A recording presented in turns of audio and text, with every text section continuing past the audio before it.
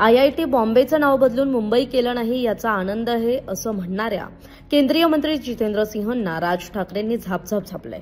त्यांनी social media platform Xavier भली मोठी पोस्ट करत जितेंद्र सिंहांवर जोरदार निशाणा साधलाय। त्यांनी आपल्या पोस्टमध्ये नेमकं काय म्हटलंय पाहूयात। केंद्रीय विज्ञान तंत्रज्ञान मंत्री डॉक्टर जितेंद्र सिंह यांनी मुंबईत IITच्या कार्यक्रमात बोलताना IITच्या नावातील बॉम्बे तसंच ठेवलं, त्याचं मुंबई केलं नाही, हे चांगलं झालं असं विधान केलं। जितेंद्र सिंह यांचं विधान हे सरकारच्या मानसिकतेचं एक प्रतीक आहे असं स्पष्ट दिसतंय। आणि ही मानसिकता काय आहे तर मुंबई जी मराठी माणसाची होतीच तिला महाराष्ट्रापासून वेगळं करण्याचा डाव मराठी नेत्यांनी आणि जनतेनं उधळून लावला आणि आपली मराठी मुंबई महाराष्ट्रातच राहिली। त्याबद्दलची गेली अनेक दशकं यांच्या पोटात साचलेली मळमळ पुन्हा एकदा बाहेर रोकायला सुरुवात केली आहे। खरं तर जितेंद्र सिंह यांचा मुंबईशी काहीही संबंध नाही, ना महाराष्ट्राशी ना गुजरातशी। ते येतात जम्मूमधून, पण आपल्या शीर्ष नेतृत्वाच्या मनात काय चाललंय ते ओळखून तसं बोलून शाबासकी मिळवणं हाच त्यांचा उद्देश आहे।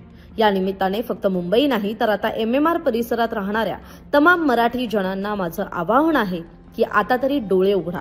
यांना मुंबई हे नाव खटकतं कारण हे नाव आपल्या मुंबाईच्या म्हणजेच मुंबईची जी मूळची देवी आहे तिच्या नावावरून हे नाव घेतलंय।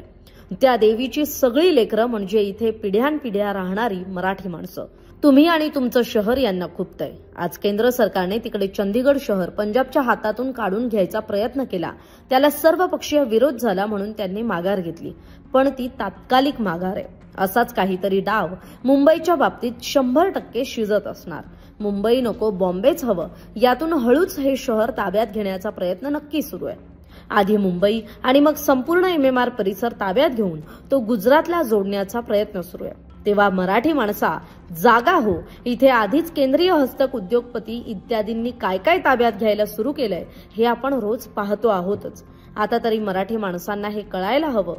राज ठाकरे अशा शब्दात मनसे अध्यक्ष राज ठाकरेंनी केंद्रीय मंत्री जितेंद्र सिंह यांनी IIT बॉम्बेबाबत केलेल्या विधानाचा चांगलाच समाचार घेतलाय। तरी राज ठाकरेंनी मांडलेल्या या भूमिकेशी आपण सहमत आहात का? आपल्या याविषयीच्या भावना काय आहेत कमेंट बॉक्समध्ये कमेंट करून सांगायला विसरू नका। महाराष्ट्रातील सर्व बातम्यांचे विश्वासार्ह व्यासपीठ, सकाळच्या सर्व सोशल मीडिया प्लॅटफॉर्मला लाईक, फॉलो आणि सबस्क्राईब करा। तसंच सर्व नोटिफिकेशनसाठी बेल आयकॉन प्रेस करायला विसरू नका।